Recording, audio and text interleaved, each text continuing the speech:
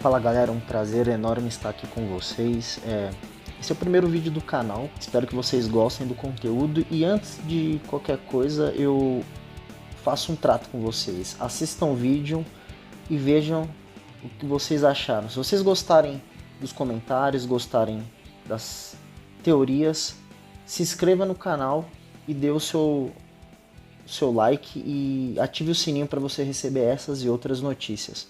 Bom, primeiro vídeo eu vou falar aqui sobre o episódio 67 do Ataque a um Titã. Ele entrou numa fase muito importante nesse episódio, que é a parte de finalizar a guerra, e a gente já começa esse capítulo com o Eren virando para trás e encontrando o Reiner. Um Reiner totalmente diferente do que a gente conheceu na primeira temporada. Um Titã extremamente fraco, com uma aparência apática, porque a gente sabe que as transformações dos titãs elas vêm da vontade do seu portador. E o Reiner só se levantou naquele momento pelo chamado do Falco e da Gabi, nada mais que isso. De cara, quando ele olha o Eren, ele já vai para cima do Eren e, se vocês notarem, o Eren já acertou um soco na boca dele, já endurecido, e ele arrancou já o maxilar do Reiner, só que a vontade dele na verdade não era acertar o Eren, era recuperar o Titã Mandíbula. E como o Eren naquele momento ele já tinha se transformado mais uma vez, ele acabou deixando o Reiner e o Titã Mandíbula para trás. Quando o Eren chega, né, com a Mikasa ali na ponta do dirigível, é o primeiro momento que a gente vê os três juntos, né, nessa temporada. E a gente já vê ali o olhar deles mais sério, mais triste. Mas acima de tudo ali a gente já começa a perceber que tem um clima não muito interessante, não muito bacana entre os três. E aí eu vou falar a minha opinião, eu vejo ali na Mikasa um olhar muito mais triste. A gente vê ali o quanto que a guerra vem mudando a cabeça deles, né? Principalmente do Eren. Quando eles entram dentro do dirigível, né, a gente já vê o Levi recebendo o Eren. O Levi compara o Eren com as pessoas que viviam no subterrâneo. Nesse momento, quando o Levi chuta o Eren, a Mikasa até tenta proteger o Eren, mas o Armin acaba impedindo a Mikasa. E aí a gente realmente sente que tem um clima bem desagradável entre os três. Tem alguns assuntos inacabados e aí a Mikasa realmente vê que o Eren merece aquilo e ela acaba deixando o Levi seguir com o que ele estava fazendo. O Jean fala com a Sasha e com o Connie, né, sobre a expedição, né, que eles tinham um grupo de expedição avançado em Lime, e eles falam que teve 6 mortes, né, e o Connie até fala que sente muito pelas mortes, mas ele preza muito a amizade da Sasha e do Jean. Se a gente for parar para avaliar aí, quando a gente fala de guerra, quando a gente tem apenas 6 mortes numa investida tão agressiva no coração, na capital do inimigo, né, dentro da cidade deles, do terreno deles, a gente percebe que foi um plano muito bem elaborado, né? E aí nisso tudo a gente continua vendo a Gabi perseguir o dirigível, mostra, né, o olhar de desespero dela e um choro muito sincero. E aí, se a gente for parar para pensar, nesse momento é quando ela fala tudo que ela passou, né?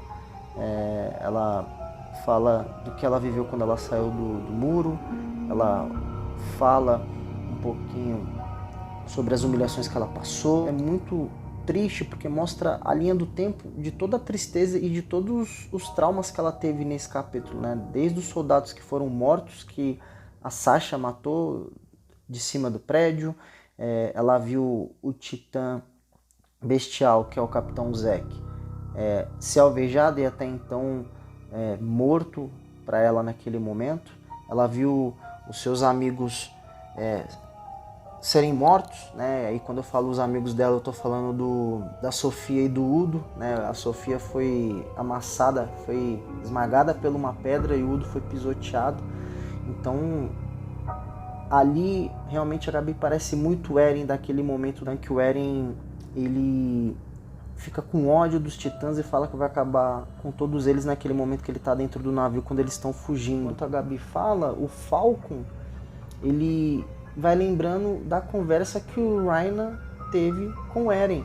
E aí ele lembra exatamente da parte que o Eren fala pro Reiner que eles são parecidos, né? E inclusive ele fala no momento que a mãe dele foi comida. Então, naquele momento, Falcon, ele entende o que é a guerra. Ele vê que no fim, por mais que cada lado tenha os seus objetivos, mas no fim a guerra ela é muito cruel e as pessoas são seres humanos e elas sofrem e cada um cada vez mais vai ter o seu motivo. Eu acho que ele teve ali uma certa empatia pelo povo da ilha, né? Só que a Gabi, parecida muito com Eren, muito firme, ela parece muito no sentido de querer seguir em frente e vingar, porque ela tá tão desesperada que ela fala assim, olha, foi o que a gente aprendeu até hoje, então eu vou acabar com eles. Então ela não quis nem entender, não quis nem cogitar a possibilidade de um outro porquê. E a Gabi continua correndo atrás do dirigível e é quando ela consegue acertar o Lobov. Ela dá um tiro nele, ela pega uma espingarda e ele cai. E ela usa o equipamento 3D para subir no dirigível. Ela sobe com a arma e ela vira, sem olhar para quem, ela simplesmente dá um tiro. E esse tiro acerta nada mais, nada menos que a Sasha. É um tiro que vai bem no meio do corpo da Sasha, né? Imaginando que possa ter acertado ali o coração dela ou muito próximo disso. E é quando ela vai dar o segundo tiro que o Jean vai atirar nela. Ela atira primeiro e aí é quando o Falco atrapalha a Gabi e a Gabi acaba errando o tiro no Jean. Eles acabam, os soldados acabam pegando os dois e, enfim, mobilizando os dois naquele momento. É quando, na sua forma mais explosiva, fala que vai levar a vontade dos guerreiros, e é quando o Jean fala que vai levar ela para ver sim o capitão, para ela falar tudo aquilo que ela falou naquele momento. E é quando ela olha sem entender um pouco e vê o Zeke, que é nada mais nada menos que o Titã Bestial, e ela imagina que ele foi capturado, mas quando ela começa a falar que ele foi capturado, que ela fica feliz que ele não tinha morrido, ela começa a entender um pouquinho o que está acontecendo ali. É quando o Zeke fala que o plano, e aí é o Zeke Yeager, né? Então, se a gente fala de Eren Yeager, Zeke Yeager, não preciso nem dizer que os dois são parentes. E aí ele fala que o plano ele teve alguns erros de percurso, e a Gabi e o Falcon estarem ali era um erro de percurso, e ela fica em choque, não entendendo o que está acontecendo. E ali a gente de fato vê que o Zeke não morreu e ele era o grande traidor. Qual o momento que rolou essa parceria? Porque eu me pergunto como que o Levi aceitou que o Titã Bestial fizesse parte, né, dessa emboscada, uma vez que ele foi o grande responsável de basicamente dizimar, né, toda a tropa naquela terceira temporada, onde ele acabou com todo mundo. Inclusive ele contribuiu para a morte do Ermin, que era até então o grande cabeça da humanidade em relação à defesa contra os titãs. Então eu queria entender como que o Levi aceitou isso.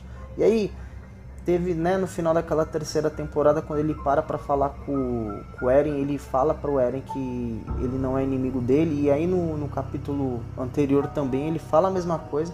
E aí fica claro porque naquele momento o Titã Bestial fala do tempo pro Levi, e o Levi estava com o relógio porque de fato era tudo parte do plano deles, aquela simulação da morte do Zeke, para achar que ele estava morto, mas na verdade ele era um grande traidor. Aí fica essas perguntas. A imprudência do Eren, mais uma vez, né? Eles abordaram ali naquele momento o quanto que o Eren foi imprudente, o quanto que o Eren decidiu fazer o que ele quis. E aí a gente, entendendo que o Zeke é um traidor, a gente imagina que o Eren fez alguns planos com ele e não consultou a tropa de expedição. E aí a tropa se viu obrigada a não ter nenhuma contrapartida e teve que tentar resgatar ele através desse plano que não sabemos ao certo se foi na totalidade feita pelo Zeke, se teve a participação do Eren, que eu acredito que teve, e se esse plano foi dividido com o Armin e como foi feito tudo isso. Então ainda é um pouco de dúvida no que eu penso em relação a isso. Em Prudência, o que a gente tem de positivo é que o Eren acabou pegando a força do Titã Martelo, que todos viram que aquele Titã, se não for, é um dos mais fortes em termos de força bruta. Ele tem habilidades de transformar tudo, endurecer, então isso é muito bacana. E também esse Titã, ele tinha o sangue da família real, né? Então isso aí também foi bem importante para que eles consigam continuar com o plano. A Capitã fala naquele momento pro Eren que ele depositou toda a confiança dele na tropa e a tropa respondeu, mas a confiança que a tropa tem nele já não é mais a mesma. Então a gente percebe que o clima tá muito pesado, e a gente percebe o quanto que o Eren tá frio, o quanto que a guerra muda as pessoas, né? E aí ela até fala que isso que o Eren fez é colocar o planeta todo contra a ilha. O que será que o Eren quer? Ele quer usar o rugido? Ele quer dominar todos os titãs? Ele quer acabar com o mundo? Qual que é o intuito do Eren daqui pra frente, né?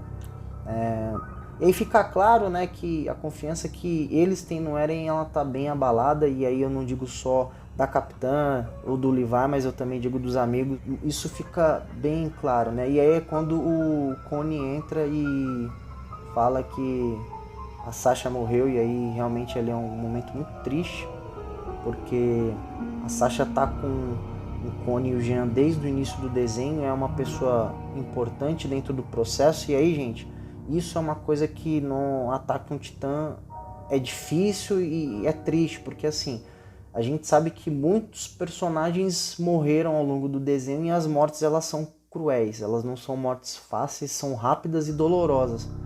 A gente, como espectador, não dá nem tempo de sofrer pelo personagem, porque a história é muito intensa, mas como eles fizeram a morte da Sasha, eu acho que foi duro agora, foi sofrido.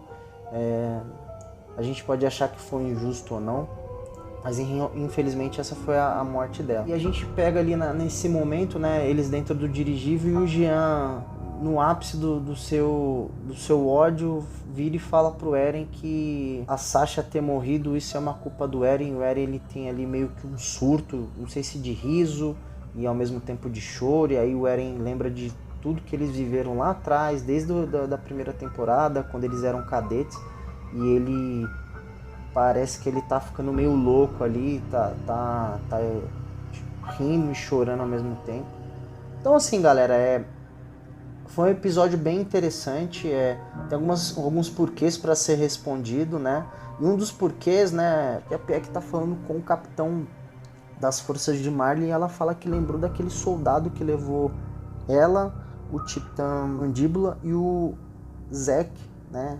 Foi no momento que eles foram presos dentro do buraco, e ela falou que aquela pessoa não era estranha, e ela lembrou que aquele soldado ela viu há 3 anos atrás. Esse soldado estava na primeira frota de expedição depois que o Reiner voltou da ilha, né? E esse barco, inclusive, é um barco que não retornou mais. E aí eu só peço para vocês reparar no soldado que está do lado. A soldada que é a Yelena, é uma seguidora do Zack. Então por isso que a Pieck lembrou dela, porque a Pieck tinha interesse nela.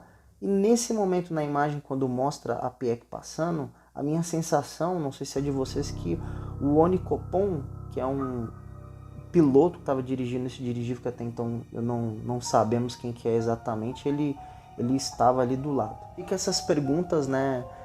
Como que o Zack ele se aliou, desde quando, como que o Levi aceitou ele, qual que é o próximo passo da guerra, o que vai mudar dali em diante, porque como aliado Titã Bestial, o Titã Fundador, tem agora a força do Titã Martelo e o Titã Colossal, a gente não pode esquecer. Gostaram da justificativa, das explicações? O que vocês acharam da teoria em relação ao Titã Bestial? Quando que foi que ele se aliou? Por que ele se aliou? Eles são parentes, né? Eles têm o mesmo sobrenome, então naturalmente a gente deduz isso. Como que o Levi aceitou isso e qual o momento que ele se aliou? Para essas e mais teorias, se vocês gostaram, deixem o like, se inscrevam no canal, comentem o que vocês acharam do vídeo e comentem assuntos e o que a gente pode falar daqui para frente. Galera, siga o nosso canal, coloque o sininho para receber mais informações.